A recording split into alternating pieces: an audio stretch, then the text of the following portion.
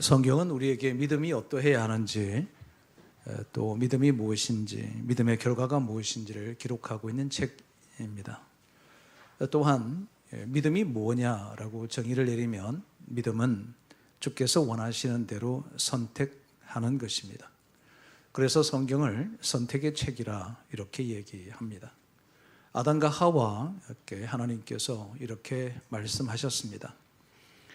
이 선악을 알게 하는 나무를 먹지 말라 명하셨습니다. 그리하면 정녕 죽으리라고 말씀하셨는데, 아담과 하와가 이 선악과를 알게 하는 나무 아래 보니까 대단히 먹음직하고 탐스럽고 좀 취하고 싶은 생각이 들었습니다. 선택의 기로에 섰습니다. 하나님 말씀을 따라 먹지 않아야 할 것인가, 내가 눈에 보여지는 대로 내가 먹을 것인가를 선택하는 기로에 섰을 때 믿음의 선택이 아니라 자기 자신을 위한 선택을 하게 된 것이 인간의 죄성의 출발이었습니다. 우리는 요셉을 잘 알고 있습니다. 이 요셉은 신앙의 인물이기도 하죠. 그런데 이는 어릴 때부터 꿈을 꾸었는데 12명의 지파들이 자기를 향해서 절하는 꿈을 2번이나 꾸었습니다. 꿈꾼 것밖에 없었는데 아버지의 사랑을 받았던 그가 계속해서 어려운 길에 봉착되게 됩니다. 죄로 종으로 팔려가기도 하고 노예 신분으로 살기도 하고 또 억울하게 감옥에 갇히기도 했습니다. 그리고 급기야 이제 그가 때가 되어져서 그 당시 애굽의 제2인자의 자리까지 오르게 되고, 이를 모함하고 죽이려 했던 그의 형제들 전체를 극적으로 가뭄의 시기에 만나게 됩니다. 그는 자기를 버리고 자기를 노예로 팔아버리고 자기를 우물가에 던져버렸던 형제들을 얼마든지 처단할 수도 있었을 터인데, 그는 어떻게 선택하느냐 하면 이렇게 얘기합니다. 내 생각은 그들을 죽일 수도 있지만, 처리할 수도 있는 권좌에 있지만 그는 믿음으로 선택합니다. 하나님께서 나를 당신들의 앞서 보내서 이 때를 위하여 나를 준비케 했다라고 고백합니다. 우리는 우리에게 주어져 있는 사건 앞에 설 때마다 우리는 선택의 기로에 서게 됩니다. 우측을 갈 건지 또 좌측을 갈 건지를 결정합니다. 오래전에 우리 TV 프로그램에 어떤 한 개그맨이 나와서 한 것이 있습니다. 이제 선택했어, 이런 게 있습니다. 그래서 A 길과 B의 길을 드라마를 그려서 A로 선택할 때 결과와 B로 선택할 때 결과가 확연하게 달라지는 거죠. 믿음이 그와 같습니다. 영접하는 자 곧 그 이름을 믿는 자가 하나님의 아들이 된다고 했습니다. 영접한다. 예수께서 이 땅에 오셔서 우리를 위해서 죽으셨고 살아나셨다는 사실을 믿으면, 믿기로 선택하면, 영접하기로 선택하면 하나님의 자녀가 되는 권세를 주신다라고 약속하신 것입니다. 그런데 지금까지도 수많은 사람들은 이 선택을 하지 않으므로 영원한 생명이 무엇인지를 모릅니다. 천국에 대한 희망과 소망도 모릅니다. 그렇게 살아갑니다. 마치 자기의 세상의 모든 것을 다 가진 것이 전부로 생각하고 살아가죠. 우리는 이를 무지하다, 어리석다라고 그렇게 얘기합니다. 우리 인생 자체는 선택에 의해서 살아갑니다. 태어나면서 죽고 하는 이 사이에 우리는 수많은 선택에 서 있습니다. 지금도 여러분이 제가 하는 설교를 들으면서도 진지하게 들을 것인가, 딴 생각하면서 들을 것인가는 여러분의 선택의 몫입니다. 이렇게 웃으면서 얘기하면 같이 웃을 것인가 말 건가도 여러분의 선택입니다. 내가 아침에 무슨 옷을 입고 넥타이를 무엇을 맬 것인가도 다 선택입니다. 그래서 과거의 선택의 결과가 오늘을 만들었고, 오늘 저와 여러분의 선택이 내일의 결과를 반드시 만나게 될 것입니다. 이것이 선택이라고 합니다. 여러분, 성경은 우리는 어떻게 선택해야 되는지 무수한 사례를 통해서 우리에게 얘기해 주고 있는데, 그 많은 사례 중에 오늘 읽었던 본문에 매우 중요한 사례가 있습니다. 그래서 이 4명이 등장하는 인물 중에 이들이 선택을 어떻게 했는지를 우리가 추적해 간다면, 오늘 저와 여러분 인생을 살아갈 동안에 앞으로 우리에게 직면하고 당면하게 되는 이 모든 상황들을 어떤 선택을 하며 살아가야 될지를 함께 배우고 익히게 되어져서 저와 여러분의 그 남은 생애와 여러분의 자손들에게 하나님의 위대한 은혜와 위대한 유산과 위대한 축복을 허락하고 누리게 될 것을 확실히 믿습니다.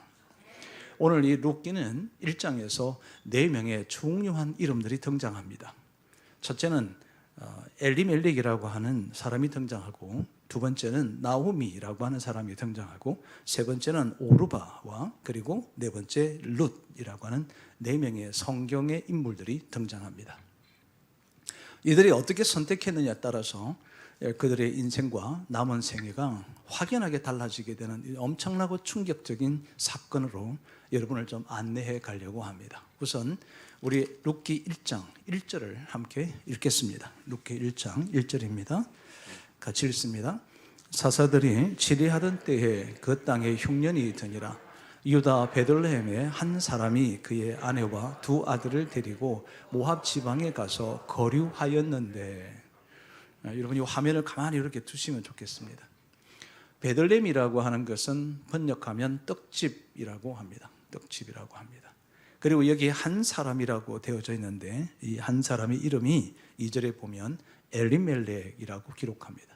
이 엘리멜렉이라고 하는 것은 그 이름의 뜻이 이렇습니다. 여호와는 나의 왕이다 라는 뜻입니다. 그래서 성경적으로 이 엘리멜렉은 베들레헴에서 하나님의 지배와 하나님의 통치를 받으면서 살아가도록 하는 것이 그의 인생이었고 그의 운명이었음에도 불구하고 그는 그 땅에 흉년이 들었습니다. 기근이 들었습니다.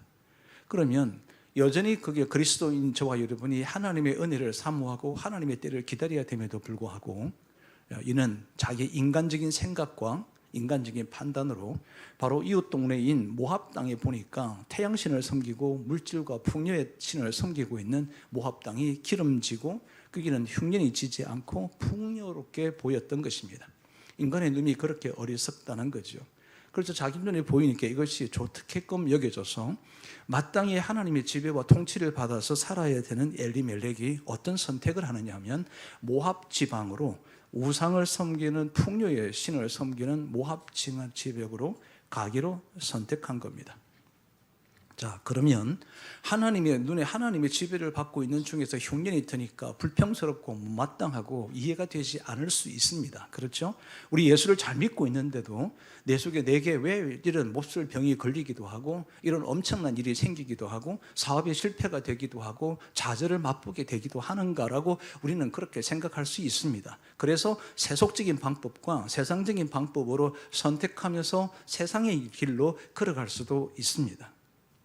그런데 그렇게 갔으면 잘 돼야 되잖아요. 내 생각에 내 경험과 내 지식으로 해보니까 내가 바른 길, 이것이 옳은 것 같아. 예수 믿는 사람들이 어리석은 것 같다고 생각할 수 있습니다. 그래서 오늘같이 가을이 깊어가는 등에 산행을 가도 얼마나 좋겠습니까? 그런데 예수 믿는 사람들 보니까 정장하고 옷 챙겨 입고 성경 찬송을 들고 교회 가서 앉아 있습니다. 이해가 되지 않습니다. 왜 이렇게 어리석게 살아가는지 모른다고 얘기할 수 있을 것입니다. 그와 유사한 형태를 띠고 이 베들레헴에 떠나서 모압 지방으로 갔으면 잘 돼야죠. 그죠?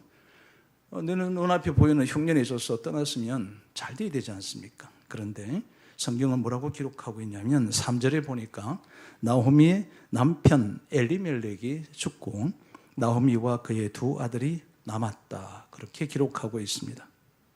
죽었어요. 분명히 현재의 그 어려움들을 흉년을 벗어나서 자기 눈에 보이는 인간적인 판단으로 볼 때 평탄하고 평화로운 그런 삶을 살게끔 보여지는 모압 땅으로 갔으면 잘 살아야 되는데 객사했습니다. 그런데 성경을 더 읽어보니까 끔찍한 일이 또 생깁니다. 그게 5절에 보니까 말론과 기륜이 두 사람이 다 죽고 그 여인은 두 아들과 남편의 뒤에 남았더라. 참 기구한 운명을 처한 나오미가 등장하기 시작합니다. 여러분, 엘리멜렉의 한 사람의 선택이 그의 두 아들이 죽어버린 거예요. 객사한 거예요. 그것도 결혼하자마자 얼마 안 된 것 같습니다. 근데 두 아들이 죽었어요. 그 남겨있는 그의 아내였던 오르바와 룻은 그 충격은 말할 것도 없겠니와 더더욱이 두 자식을 아들을 한꺼번에 잃어버리고 남편도 잃어버렸던 나오미의 신세를 생각해보면 끔찍하다는 표현도 어울리지 않을 것 같습니다.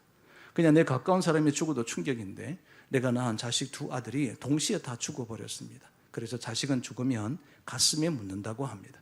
그러니까 이 엄청난 그 가슴에 묻은 고통과 아픔을 갖고 있는 나오미였을 것입니다. 한 사람의 자기의 선택이, 어리석은 선택이, 눈에 보여지는 것만 갖고 하는 선택이, 믿음은 바라는 것들의 실상이고 보지 못하는 것들의 증거라고 했습니다. 그러니까 눈에 보이지 않지만 분명히 있는 거예요. 분명한 증거가 있습니다. 생명이 있습니다. 그래서 우리는 그 믿음의 눈으로 그것을 선택하는 겁니다. 그랬으면 자기의 눈에 보일 때 풍성해 보이고 풍요롭고 좋은 것 같고 잘 사는 것 같고 평탄하게 보이는 것 같은 것을 선택했으면 자기도 번성하고 후대들도 두 아들들도 잘 돼야 되는데 셋 다 죽어버렸습니다. 지금 당장에는 여러분 눈앞에는 여러분이 인간적인 선택을 하든 세속적인 방법을 선택하든 눈앞에 당장에 표 안 날 수 있습니다. 오히려 예수 믿는 사람보다도 더 장대하고 더 잘 되고 뭐든지 순탄하게 되는 것처럼 보일 수도 있습니다. 그러나 그 끝은 아직은 모릅니다. 그런데 이 상처 속에 있었던 나오미가 이제 등장합니다. 룻기의 반전입니다. 룻기가 이제 전환기를 맞이하면서 룻이라는 이 책 하나가 한 사람의 인물에 대하여 써졌던 성경이 66권 안에 들어가게 됐던 놀라운 사건이 펼쳐지는데 그것이 인생의 전환점이라고 하죠. 이 전환점이 어떻게 기록됐는지 한번 보겠습니다. 6절입니다. 룻기 1장 6절을 같이 함께 읽겠습니다. 읽습니다. 시작.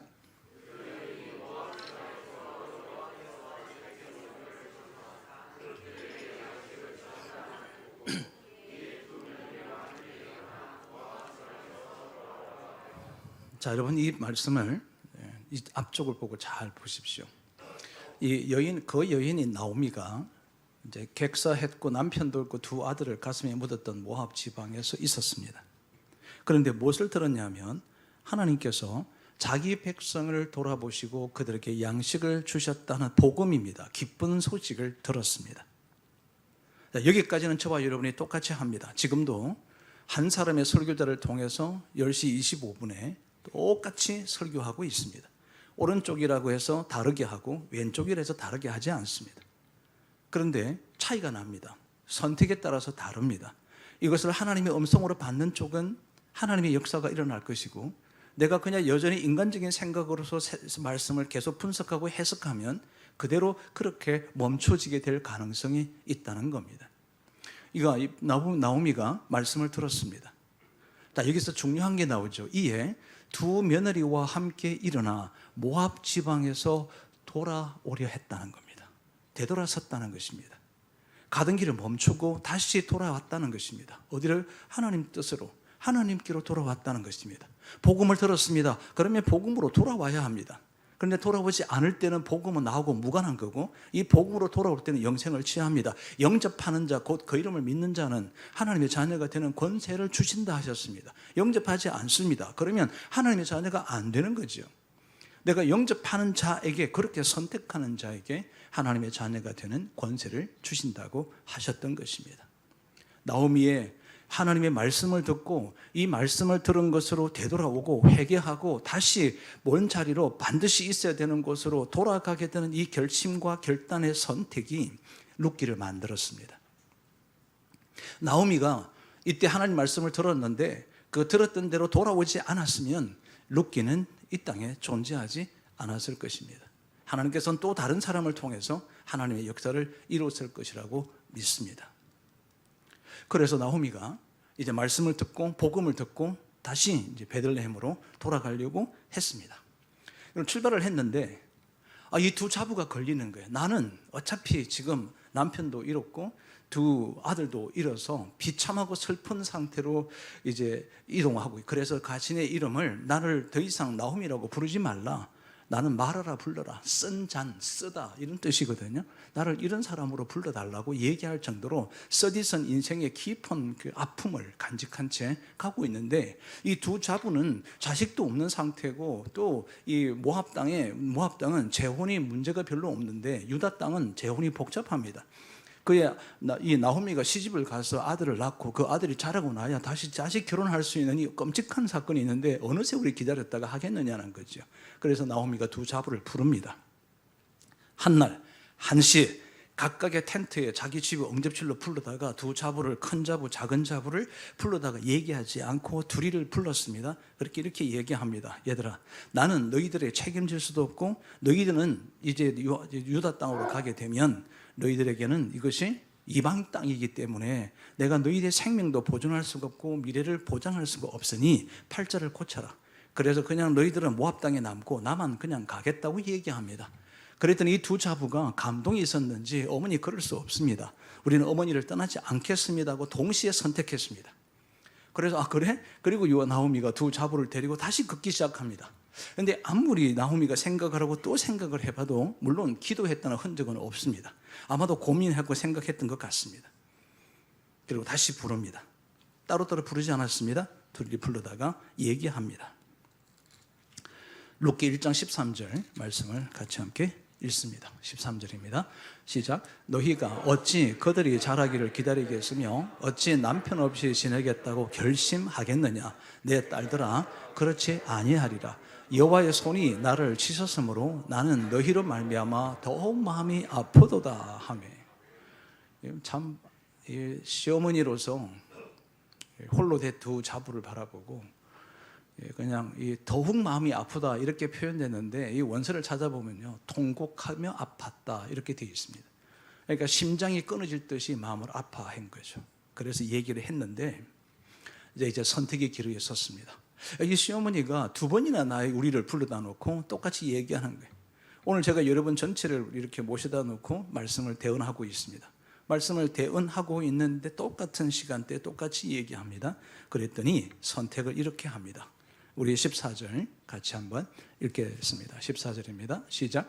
그들이 소리를 높여 다시 울더니 오르바는 그의 시어머니에게 입 맞추되 룻은 그를 봇 쫓아왔더라. 잘 보십시오. 이 말씀을 잘 보십시오. 똑같이 얘기를 했습니다. 그랬더니 소리를 높여 그들이 울었어요. 같이 울었어요. 그런데 오르바라고 하는 동서는 그의 시어머니에게 입 맞췄다는 것은 어머니 안녕 나는 내 팔자 고치기 위해서 돌아가겠습니다 뜻이었어요.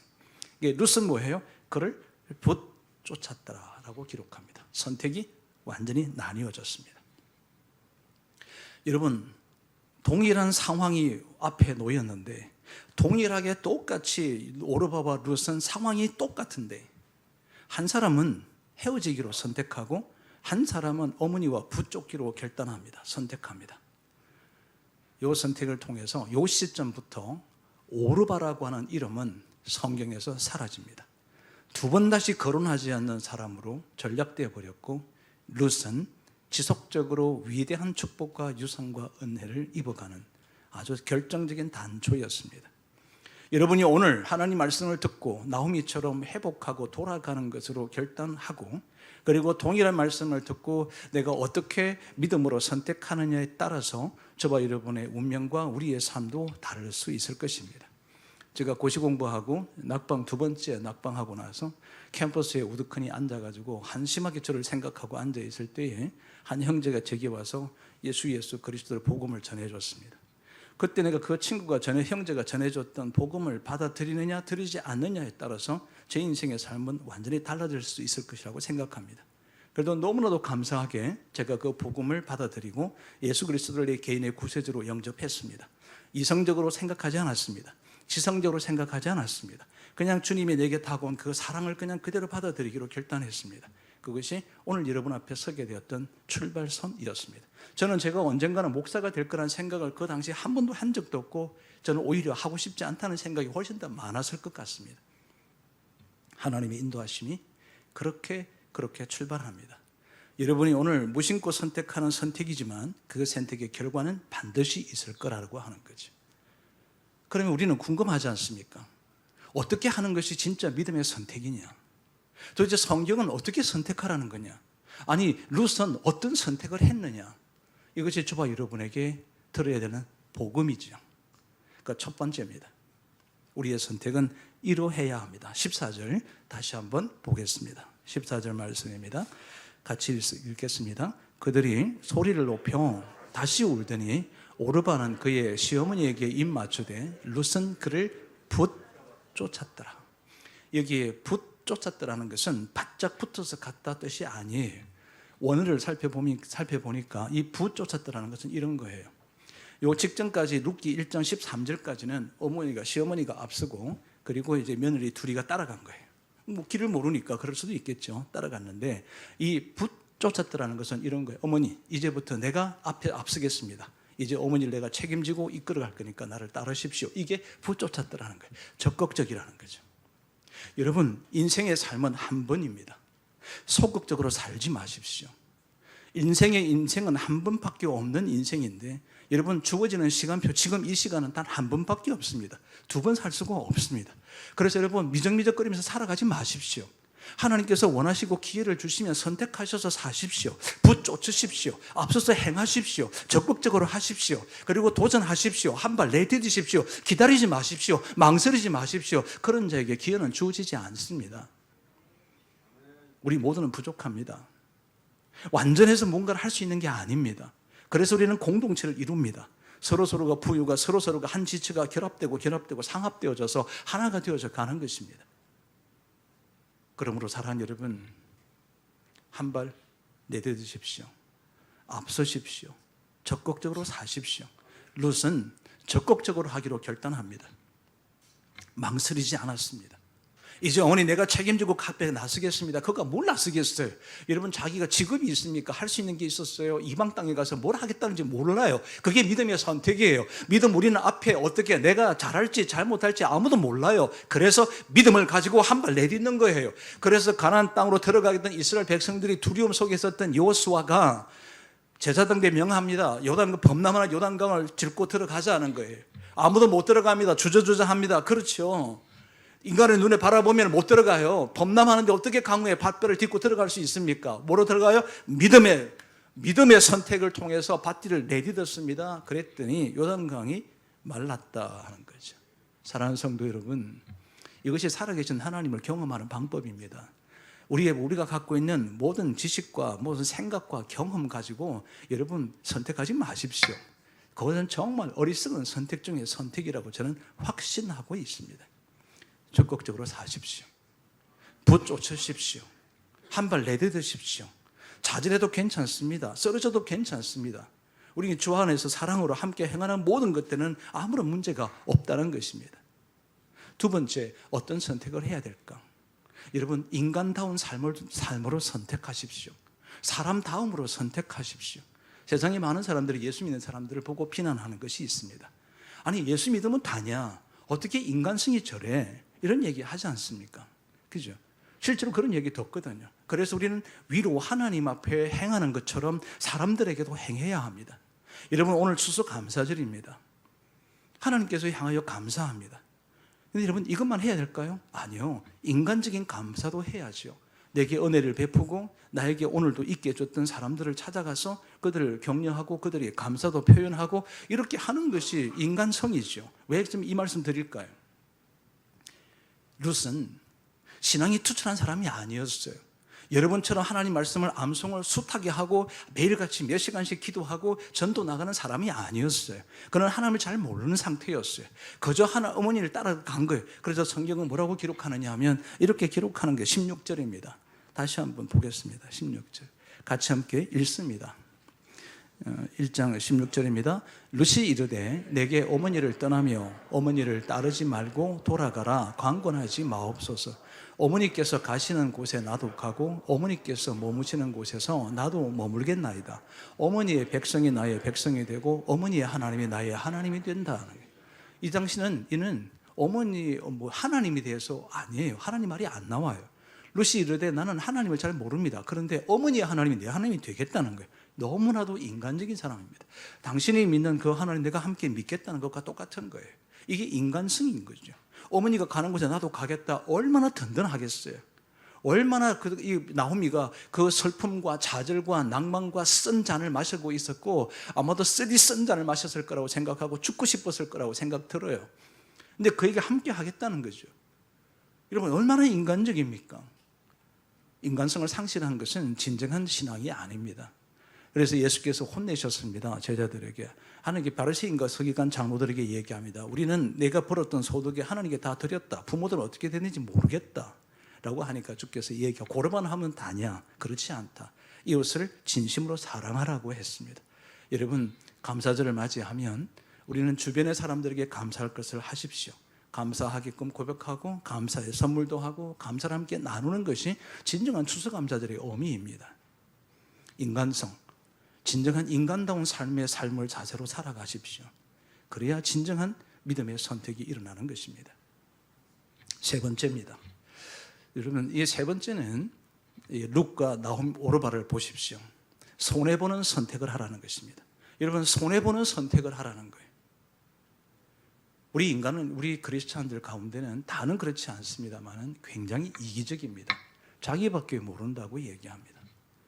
이기심이 많은 사람들이 주변에 덕실덕실하다고 세상 사람들이 얘기합니다. 자기밖에 모르는 사람들이다, 크리스찬들 이렇게 얘기합니다. 여러분, 우리는 예수 믿는 사람들은 정말 손해보는 쪽을 선택해야 하는 거예요. 손해를 안 보려고 하지 마십시오. 알고도 손해를 보십시오. 그런데 여러분, 룻과 오르바의 차이가 뭐예요? 결정적 차이가 뭐죠? 오르바는 내 인생에 손해보지 않겠다는 거예요.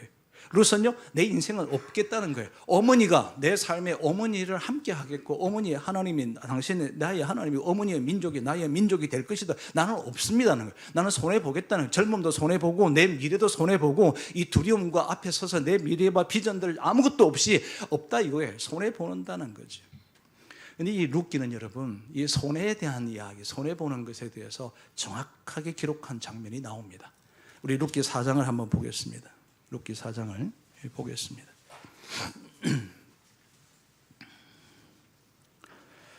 룻기 4장 1절 한번 읽어봅니다. 룻기 4장 1절 읽어봅니다. 시작. 보아스가 성문으로 올라가서 거기에 앉아있더니 마침 보아스가 말하된 기업 물을 자가 지나가는지라. 보아스가 그에게 이르되 아무개여 이리로 와서 앉으라 하니 그가 와서 앉으매. 여기에 기업 물을 자라고 하는 아무개라는 단어가 나옵니다. 이 아무개는 사실 룻의 인생을 책임지고 위임받아서 자기가 제1순위입니다. 1순위로 기업을 물을 자가 되는 사람입니다. 그래서 나중에 룻의 남편이 되었던 보아스가 이 사람에게 물어야 되는 거예요. 당신이 1번이다. 당신이 이 룻의 가정과 나오미의 가정을 책임을 지고 당신이 그의 유산을 다 받을 뿐 아니라 이 사람들에 대해서 책임을 져야 된다고 얘기합니다. 그런데 이가 뭐라고 얘기하는지 김 목사의 얘기가 아니라 성경에 어떻게 기록되는지 한번 보겠습니다. 4장 6절입니다. 6절 함께 읽겠습니다. 그 기업 물을 자가 이르되 나는 내 기업에 손해가 있을까 하여 나를 위하여 물으지 못하겠노니 내가 물을 것은 너가 물으라 나는 물으지 못하겠노라 하는지라. 늘 제가 이 성경 말씀을 자주 곱씹어 봅니다. 왜냐하면 저도 손해보지 않으려고 할 때가 많이 있지 않을까 이런 생각을 갖죠. 여기 지금 자기 1순위입니다. 룻과 나홈미를 자기가 손해보더라도 받아들여서 이 기업을 이어서 갈 수 있도록 선택했더라면 이 아무개의 이름이 뭔지 지금 기록이 안 되어 있습니다. 그냥 아무개는 이름이 나왔을 거고 이는 다윗 왕의 할아버지가 될 것이었습니다. 참 놀랍지 않습니까? 그죠?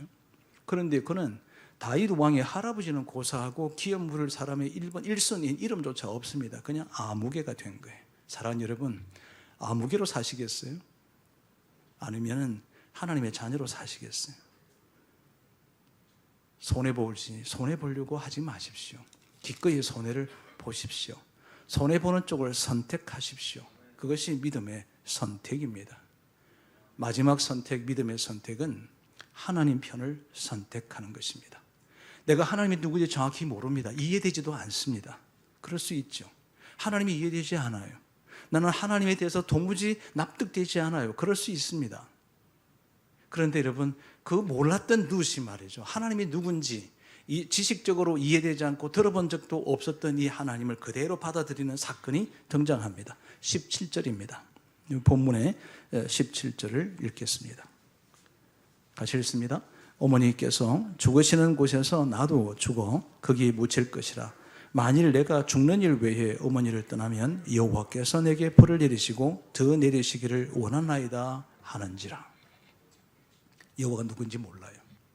그렇지만 하나님께서 이 어머니가 하나님을 경외하는 것을 바라보고 이 나홈미가 룻이 아직은 충분히 이해되고 납득되고 정리되지 않았지만 하나님의 존재를 믿습니다. 그래서 내가 어머니를 떠나는 날에는 그 하나님이 내게 벌을 내리시고 더 내리시기를 원합니다. 강력한 하나님 편에서의 생각을 합니다. 하나님 편이 뭐냐고요? 하나님 편이 말씀입니다. 우리가 하나님 말씀을 읽어야 되는 이유, 암송하고 묵상해야 되는 그 이유가 뭐냐면은 내가 내 생각으로 판단하지 않기 위해서, 진리로 판단하고 진리로 이해하고 진리로 선택하기 위해서 우리는 말씀을 붙들고 살아갑니다. 이것이 믿음의 선택이라는 것입니다. 말씀을 모르고는 내 인생에서 내 생각으로 살아갈 수밖에 없고 선택할 수밖에 없습니다. 하나님 말씀이 내 속에 있어야 그 말씀의 기준에 대해서 선택을 하게 되는 겁니다. 그래서 말씀을 암송해야 하는 거예요. 말씀을 묵상해야 되고 읽어야 되고 들어야 되는 것입니다. 공부해야 하는 거죠. 그래야 진리로 선택하는 거죠. 여러분, 믿음이 뭐냐고 제게 많이들 묻습니다. 왜 믿음을 가져야 되느냐고도 묻습니다. 저는 믿음은 선택임이라고 얘기합니다. 믿음이 뭐냐? 영생을 갖는 것입니다. 믿음이란 믿음을 어떻게, 왜 믿음을 가져야 되는가? 여러분, 이 땅에서 바르게 살아가기 위해서 믿음을 갖는 것도 그 중에 하나예요. 왜냐하면 말씀은, 모든 성경은 어로 교육하고 바르게 하기에 유익하다고 기록하기 때문에 여러분, 우리 자녀들에게 도대체 어떤 학문을 가르쳐야 얘들이 인생을 바르게 살아갈 수 있습니까? 저는 없습니다. 성경 말씀이 가장 인생의 표준이고 진리입니다. 아이가 진리로 살아갈 수 있도록 우리는 성경을 그들이 읽히고 갖게끔 가슴에 가지고 이마에 붙이고 심장에서 되새길 수 있도록 도와주는 것이 마땅하지 않겠습니까? 말씀 맺으려고 합니다. 여러분, 저는 어릴 때 직장 생활을 하다가 조그마한 사업을 했습니다. 사업이 전자부품 활성화가 되어져서 사업이 나름으로 이렇게 잘 되어졌습니다. 직원을 꽤 많이 두고 사업을 운영하고 있을 때 하나님께서 저를 부르셨습니다. 놓기가 어려웠습니다. 워낙에 가난하게 자랐던 저였기 때문에 이 호사를 계속 좀 누리고 싶은 것들이 참 많았습니다. 그럼에도 불구하고 하나님이 저를 부르셔서 제가 확신을 갖게 되고, 그리고 사업을 정리하게 되어졌습니다. 워낙에 전자부품이 활성화되다 보니까 제 거래처에서 제 회사를 인수하겠다고 했습니다. 그래서 그 회사에 양도하고 이 대전까지 침례신학대학원까지 이제 와서 공부하러 다니기 시작했습니다. 한 1년쯤 지났을까요? 회사를 정리하고 난 그 사장이 이제 갑자기 연락 온 거예요. 저 김형, 저보고 김형이라 그럽니다. 네, 김형, 우리 회사 좀 도와달라고. 제 거래선이 이제 참 많았기 때문에 그 거래선 관리가 자기가 잘 안 됐다고 그래요. 그래서 좀 도와줄래? 주말에만, 내가 학교 다니는 걸 알고 있기 때문에 토요일만 하루만 출근해서 자기 회사의 이 마케팅 영역을 좀 도와주면 좋겠다. 내가 그러면 일주일에 하루 올 때 1989년도에 250만 원을 주겠다고 합니다. 지금도 굉장히 큰 돈인데 그 당시에 250만 원 어마어마한 돈이었습니다. 아파트 평당 가격이 100만 원에 분양할 때였기 때문에 굉장히 큰 돈이었습니다. 제가 교회에서 받는 사례비는 얼마였냐면 한 달에 10만 원이었습니다. 교통비 10만 원을 줍니다. 여러분, 제가 그 갈림길에 서게 되지 않았겠습니까? 지금 이 10만 원을 받고 대학원 공부해야 되고 학비 내야 되고 가정 살림 살아야 되고 제가 왔다 갔다 해야 되고 생각할 수가 없죠. 그런데 고민 하루도 하지 않고 제가 거절했습니다. 내가 하나님의 종으로 살아가기로 했는데 내가 이렇게 선택해서 살겠다고. 그때 제 인생의 선택을 했습니다. 내 인생의 삶은 손해가 막심할 수 있습니다. 그런데 하나님 편의 선택과 손해보는 쪽을 선택한 것이 너무나도 잘했다는 생각을 갖습니다. 사랑하는 성도 여러분, 아무렇게나 살지 마십시오. 믿음의 선택을 하십시오. 그러면 여러분 궁금하지 않습니까? 이 믿음의 선택을 한 결과가 뭐냐라고 하는 거죠. 결과 읽어드리겠습니다. 룻기 4장 17절 이하의 말씀이 이렇게 기록되어 있는데 우리가 함께 읽겠습니다. 시작. 그의 이웃 여인들이 그에게 이름을 지어주되 나오미에게 아들이 태어났다 하여 그의 이름을 오벳이라 하였는데 그는 다윗의 아버지인 이새의 아버지였더라. 베레스의 계보는 이러하니라. 베레스는 헤스론을 낳고 헤스론은 남은 암비나답을 낳고 암미나답은 나손을 낳았고 나손은 살몬을 낳았고 살몬은 보아스를 낳았고 보아스는 오벳을 낳았고 오벳은 이새를 낳고 이새는 다윗을 낳았더라. 믿음의 선택을 한 룻은 다윗 왕의 할머니가 되었습니다.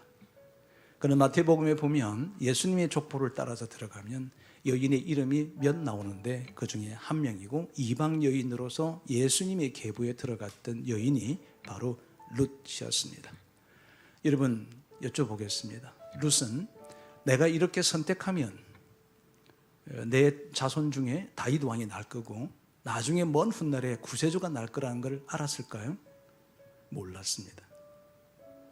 우리 오늘 저와 여러분의 선택은 내일에 여러분의 자녀들, 후손들을 통해서 어떤 일이 될지 우리는 잘 모릅니다.